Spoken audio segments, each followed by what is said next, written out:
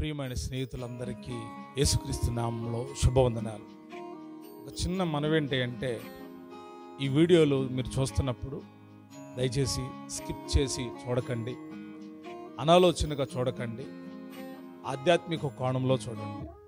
దేవుడు ఈ వాక్యాల ద్వారా మమ్మల్ని బలపరుస్తాడని, మాతో మాట్లాడుతున్నాడని విశ్వసించి వినండి. ఈ వీడియోని చూడండి, మీరు ఆధ్యాత్మికంగా బలపడతారు. మీరు విన్న తర్వాత తప్పకుండా లైక్ చేయడం, షేర్ చేయడం మర్చిపోకండి.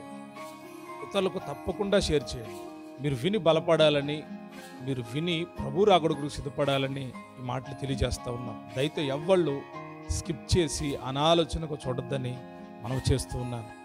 భక్తితో చూసి దేవుడిచ్చి ఆశీర్వాదాలు పొందుకుంటారని ఆశిస్తూ ఉన్నాను. దేవుడు మిమ్మల్ని దీవించును గాక.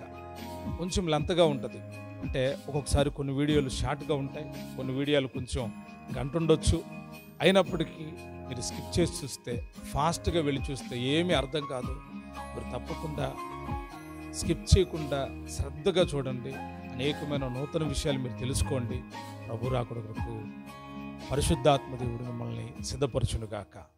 ఈ ఉదయకాలాన ఓ చక్కటి విషయాన్ని మనం ధ్యానం చేద్దాం. యోహాను సువార్త 15వ అధ్యాయం 7వ వచనాన్ని చదువుతున్నాను, గమనించండి. నా యందు మీరును, మీ యందు నా మాటలను నిలిచి ఉన్న యెడల మీకేది ఇష్టమో అడుగుడి, అది మీకు అనుగ్రహింపబడును.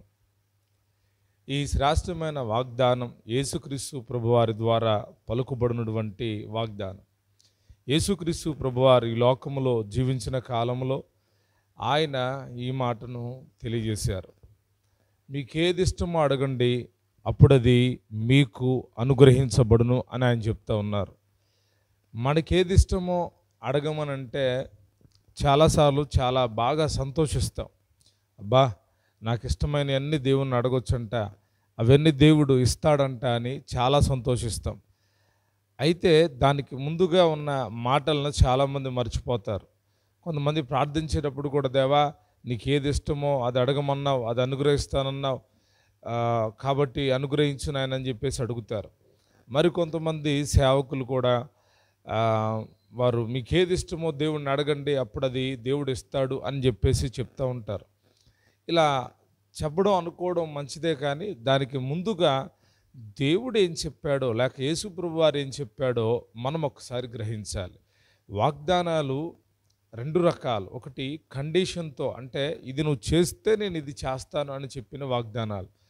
రెండవది మామూలుగా నువ్వు చేయకపోయినా కానీ దేవుడు నీకు చేస్తానని చెప్పడం. ఈ రీతిగా వాగ్దానాలు ఉన్నాయి. ఈ వాగ్దానాల్లో మనము ఇప్పుడు చదువుతుంది ప్రాముఖ్యమైన వాగ్దానం. మీకేది ఇష్టం అడగండి, అది మీకు అనుగ్రహిస్తాను.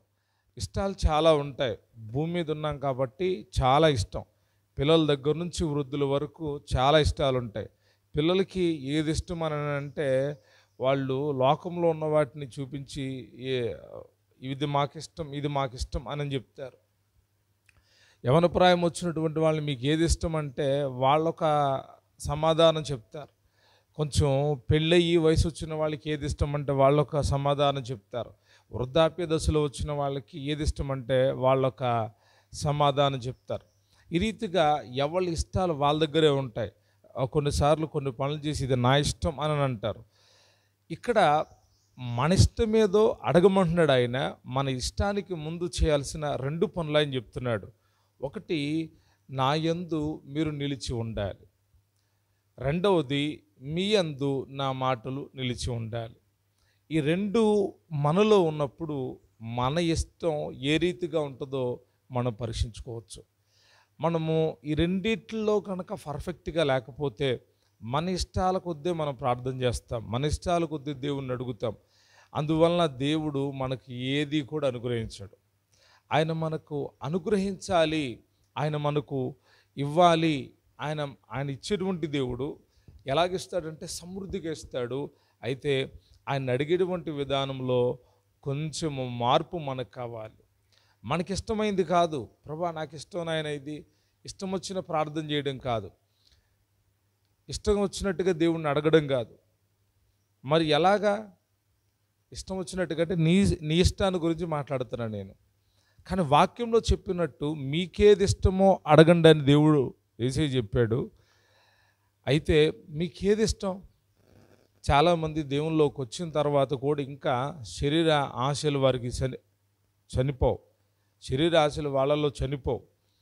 భక్తిహీనమైన ఆశలు చనిపోవు. లోకాన్ని గురించిన ఆశలు చనిపోవు. లోక సంబంధమైన కార్యాల వైపు చూస్తూ అశాశ్వతమైన విషయాలను దేవుడి దగ్గర ఇష్టంగా అడుగుతారు. పనికిరాని విషయాల గురించి దేవుడి దగ్గర అడుగుతారు. దానివల్ల ఈ లోకంలో సంతృప్తి పడగలుగుతావు, కానీ పరలోకంలో సంతృప్తి పడలేవు. ఇప్పుడు రోగంతో ఉన్నవాడికి ఏది ఇష్టం అంటే బాగుపడడం ఇష్టం. బాధల్లో ఉన్నవాడు బాధల నుంచి విడిపించబడడం ఇష్టం. తర్వాత సమస్యల్లో ఉన్నవాడు సమస్యల నుంచి బయటికి రావడం ఇష్టం. ఇవే కదా ఇష్టాలు. అయితే వీటన్నిటికంటే మూలమైన విషయాన్ని నేను చెప్తున్నాను. మీరు దేవుల్లో నిలిచి ఉండాలి. నా యందు మీరు నిలిచి ఉండాలంటున్నాడు. యేసు ప్రభువారిలో మనము నిలిచి ఉండాలి. చాలామంది నిలబడలేరు, నిలవబడలేరు. చాలామంది ఆయన దగ్గరకు నిలబడడానికి వచ్చారు, కానీ నిలవబడలేదు. ఎందుకు నిలబడలేరంటే కాళ్ళు బలంగా లేనప్పుడు నిలబడలేరు. కొంతమందికి స్థిరంగా నిలబడడం ఇష్టం ఉండదు.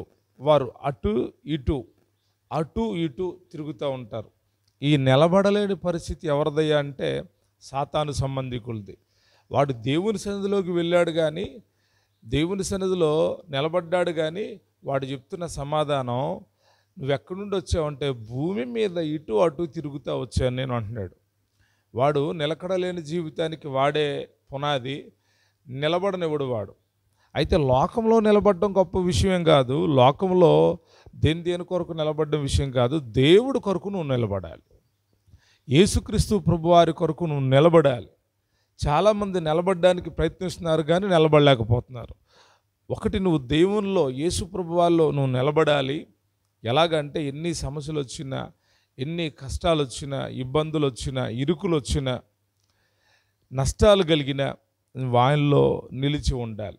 బండ మీద వేయబడిన ఆ పునాది, ఆ ఇల్లు గాలికి, వానకి, వరదలకి నిలిచి ఉంది. ఆ రీతిగా నువ్వు నిలబడాలి. నీ చుట్టూతున్న మొక్కలన్నీ ఎండిపోతాయి, కానీ నువ్వు నిలబడాలి. నువ్వు ఫలించడం కొరకు, నువ్వు ప్రభువు కొరకు యుద్ధశూరుడిగా నిలబడాలి, ధైర్యంగా నిలబడాలి. అబ్రహాం అంటాడు, నేను ఎవరి సన్నిధిలో నిలిచి ఉన్నానో అని అంటాడు. దేవుని సన్నిధిలో నిలబడడం నేర్చుకుంటే నువ్వు నీ ఇష్టాన్ని అడగవు, దేవునికి ఏది ఇష్టమో అది నువ్వు అడుగుతావు. రెండవదిగా, ఆయన మాటలు నీలో నిలిచి ఉండాలి. మీ యందు నా మాటలు నిలిచి ఉండాలి, అప్పుడు మీకేది ఇష్టమో అడగండి. ఆయన మాటలు మనలో నిలిచి ఉండాలి. ఒకటి, మనం ఆయనలో నిలిచి ఉండాలి. రెండవది, ఆయన మాటలు మనలో నిలిచి ఉండాలి. ఏ మాటలు మనలో ఉంటున్నాయి? చాలా సందర్భాల్లో గమనిస్తే చాలా రకాలైన మాటలు ఉన్నాయి. కొన్ని మాటలు మనల్ని బలపరిచేవి, కొన్ని మాటలు మనల్ని బలహీనపరిచేవి, కొన్ని మాటలు మన తొట్టుపాటుకు కారణం, కొన్ని మాటలు మన స్వభావాన్ని బయటపెడతాయి, కొన్ని మాటలు మన తెలివిని బయటపెడతాయి, కొన్ని మాటలు మన జ్ఞానాన్ని బయటపడతాయి. మాటలు చాలా విలువైనటువంటివి. మనం ప్రతి మాట చాలా జాగ్రత్తగా మాట్లాడాలి. ప్రతి మాట ఆచితూచి మాట్లాడాలి. తూలనాడి సిగ్గుపరిచే రీతిగా, అవమానపరిచే రీతిగా మన నోటి మాటలు ఎప్పుడైతే వస్తాయో వాటి మూలాన నష్టం మనకు కలుగుతుంది. ఎవరిని ఎప్పుడు తృణీకరించకూడదు. వృద్ధులను, వారిని ప్రేమించాలి. చాలాసార్లు కొంతమంది తల్లిదండ్రులను మాట్లాడేటువంటి మాటలు వినలేం, తన స్నేహితులను మాట్లాడే మాటలు వినలేం. చాలా భయంకరమైన బూతులతో, రకరకాలైన శరీర సంబంధమైన మాటలతో వక్రీకరించి అవమానపరిచే రీతిగా మాట్లాడతారు. ఇటువంటి మాటలు ఆత్మీయులకు మంచిది కాదు. మనం ఎందుకు ఆ మాటలు వస్తున్నాయి అంటే, నేను ఒకే ఒక మాట చెప్తాను, హృదయం నిండిన కొలది నోరు మాట్లాడును. కొన్నిసార్లు అంటారు కదా, వాళ్ళు పైకి మాట్లాడుతున్నారండి, లోపల వేరుగా ఉందని. కొంతమందికి అర్థమవుతుంది, పై మాటలు మాట్లాడేవాళ్ళు లోపల మాటలు మాట్లాడే వాళ్ళకి తేడా గుర్తుపడతారు దేవుడి పిల్లలు. వాళ్ళు పైకి అలాగా ప్రేమగా నటిస్తున్నారండి, వాళ్ళు పైకి అలాగా భక్తిగా నటిస్తున్నారు, వాళ్ళు పైకి అలా మాట్లాడుతున్నారని అంటారు. కారణం ఏంటంటే వాళ్ళ అంతరంగంలో ఉన్న మాటలు వేరు, వారి హృదయంలో ఉన్న మాటలు వేరు. కాబట్టి వాళ్ళు పై మాటలు మాట్లాడుతున్నారు. అయితే యేసయ్య అంటున్నాడు కదా, మీలో మీలో మీ యందు నా మాటలు నిలిచి ఉండాలి. నిలిచిపోయి ఉండాలి. మాటలు వినడం కాదు, చాలాసార్లు వింటారు, మాటలు వింటారు, అవి నిలిచిపోయి ఉండాలి. మనము చాలా ఆహారాన్ని తింటాం. తిన్న ఆహారం అంతా నిలిచిపోదు, వ్యర్థాలు బయటకు వస్తాయి. బలము కలిగించేది అక్కడ తయారై ఆ బలము శరీరంలో ఎంతగా నిలిచి ఉంటే అంత బలాన్ని మనం పొందుకుంటాం. అదే మనం తిన్నట్టుగా కొంతమంది చెప్తారు, వాడు ఎంత తిన్నా ఏమీ ఒదగట్లేదండి, బలం రావట్లేదని అంటారు. అంటే ఆ తిన్నది అతడికి బలాన్ని ఇవ్వట్లేదు సుమా, అతనిలో బలంగా నిలిచి ఉండట్లేదు. మనం కూడా గమనించాలి, ఉదయకాలాన మనము హృదయం నిండా ఆయన మాటలు నింపుకోగలిగితే మనకు ఆధ్యాత్మికమైన బలం కలుగుతుంది. హృదయం నిండిన కొలది నోరు మాట్లాడును. హృదయంలో వాక్యము నింపుకుంటే వాక్యానుసారమైన మాటలు వస్తాయి. హృదయం నిండా చెడు స్వభావం ఉంటే చెడు మాటలు వస్తాయి. హృదయం నిండా మత్సరంతో కూడిన మాటలు ఉంటే ఆ మాటలే పెదాల గుండా వస్తాయి. అప్పుడు మనం దేవుని అడిగేటప్పుడు కూడా మత్సరంతో ప్రార్థన చేస్తాం, చెడు స్వభావంతో ప్రార్థన చేస్తాం, వ్యభిచార తలంపులు పెట్టుకొని ప్రార్థన చేస్తాం, దరిద్రమైన ఆలోచనలు పెట్టుకొని ప్రార్థన చేస్తాం. కాబట్టి హృదయములో నిలిచి ఉండాల్సిన మాటల గురించి నేను తెలియజేస్తూ ఉన్నాను. అవి యేసు ప్రభువారిని గురించిన మాటలై ఉండాలి. అవి యెహోవా దేవుని గురించిన మాటలై ఉండాలి.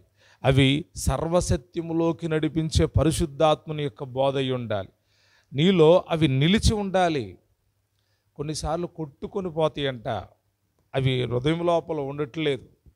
కొన్నిసార్లు దుష్టుడు వచ్చి వానిలో నుండి ఎత్తుకొని పోతున్నాడంట. ఎందుకనంటే నిలబడనివ్వట్లేదు ఆ మాటలు. ఎందుకంటే కొన్ని మాటలు హృదయంలో ఉంచుకోరు. అవి ఉంచుకుంటే వాళ్ళు ఆ పనులు చేయడానికి అడ్డు అనమాట. నోరును కాపాడుకోవడానికి అడ్డు ఏంటంటే దేవుని మాటలు. వాటిని కనుక బయటకు వదిలేశారనుకోండి, వారు మాట్లాడే మాటలు కత్తిపోటు వంటి మాటలు. ఇక కత్తులు అవసరం లేదు, పొడతమే. కొంతమంది వాళ్ళు మాట్లాడే మాటలు చాలా వ్యతిరేకంగా ఉంటాయి. దేవుడికి, దేవుని సేవకుడు కూడా వ్యతిరేకంగా ఉంటాయి.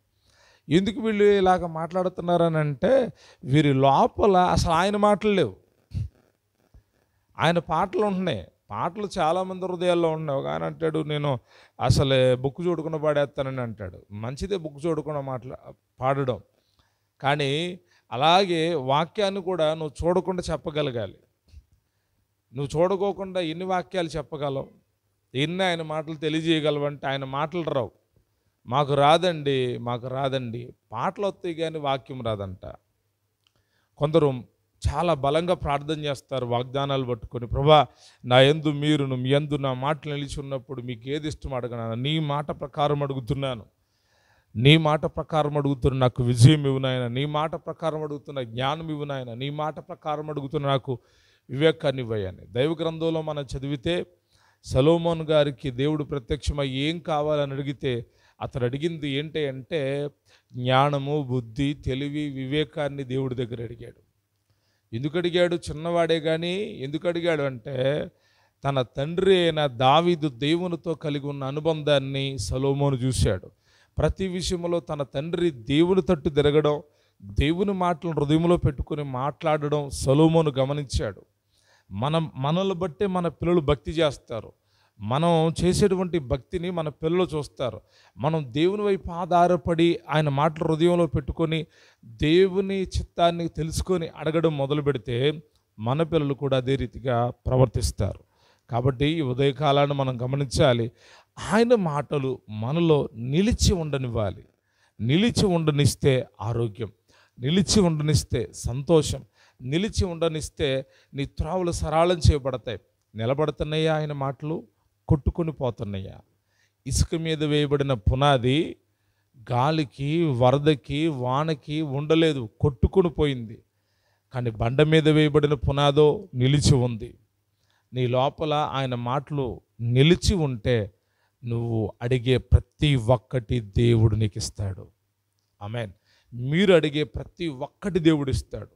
అప్పుడు నువ్వు లోక సంబంధమైన వ్యక్తిగా దేవుణ్ణి అడగో, విలువైన దాన్ని దేవుణ్ణి అడుగుతావు, శ్రేష్టమైన దాన్ని దేవుణ్ణి అడుగుతావు, బలం కలిగింది దేవుణ్ణి అడుగుతావు, స్థిరమైంది దేవుణ్ణి అడుగుతావు. కాబట్టి నీవు ఒకటి ఆయనలో నిలబడాలి. సాతాను నిలబడినవాడు, కానీ నువ్వు నిలబడాలి. రెండవదిగా ఆయన మాటలు నీలో నిలిచి ఉండాలి. ఈ రెండు కార్యాలను చేసి దేవుణ్ణి అడుగు, దేవుడు తప్పకుండా నీవు అడిగిన దాన్ని అనుగ్రహిస్తాడు. నువ్వు అడిగిన దాన్ని నువ్వు పొందుకుంటావు. చేస్తారా ఈ రీతిగా? అటు రీతిగా చేయడానికి పరిశుద్ధాత్మ దేవుడు మీకు సహాయం చేయనుగాక.